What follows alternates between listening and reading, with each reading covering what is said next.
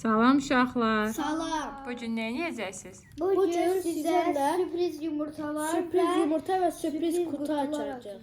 Aha, açın görək. İlk önce kutuda başlayalım.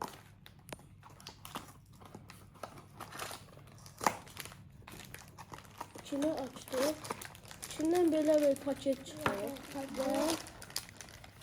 Böyle bir paket. Bunda jelibonlar olacak. Burada oyuncak var. Gelin açıp birinci oyuncağa bakalım. Burada stikerler. Aha. Aa, bu hədiyyədən sizdə var idi, hə? Aha. Çibraşka. Burada belli seçti. Böyle. Burada ise ise sinir traktörün dostu olan bir inşaat maşını çıktı. Aa, üstünə kağızlarını yapışdıracaqsan. Ha, o da Belə jelibon var. çıxıb. Aha. Diğer hediye ben lollipop açacağım. Hı. Açmak biraz çetin olabilir. Gətir mən açım, sən ona kimi toy box aç. Burada kırmızı bir kız toy box kutumuz var. Daha doğrusu yumurtamız. Açtık böyle bir şokoladlı. Aa, yumurta. Dikkatlice. Aa, içinden maşın çıkır. Maşınımızı düzenleyip Ben ise size burada göstereceğim.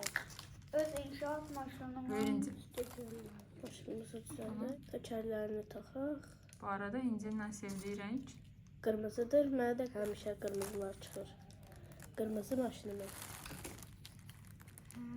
Bu maşın değil bence. Kamazda yük daşıyan maşın. Maşınımız. Benim ise sinir traktörün İçinden böyle bir, Maraqlı. içinden toy box kutumuzun böyle bir kutu çıktı. Traktör. Ben ise ince öz papa. Daha sonra bu kutudan lollipop, böyle bir kutu ve bir adet de dövme Buradan çıktı. kripus.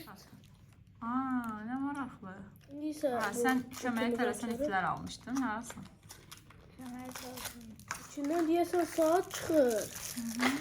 Oh, saat çıktı içinden dostlar. O en hoşladığım Nə şey. maraqlı, götür. Dostlar En saat. hoşladığım iş.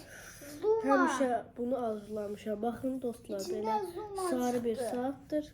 Zuma. Diğer yumurtadan ise Zuma çıktı.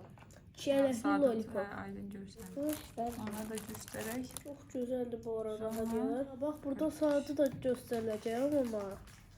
Baxın uşaqlar, burada belə bu üstlüyünü çıxarırıq.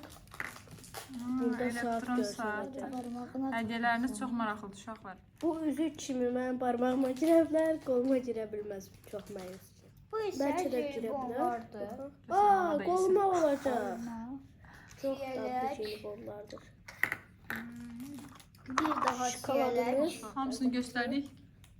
Hədiyyələri buraya yığaq, yaxından çəkim. Çibraşkamız, Lollipopumuz. saatimiz və traktörümüz. Və bu.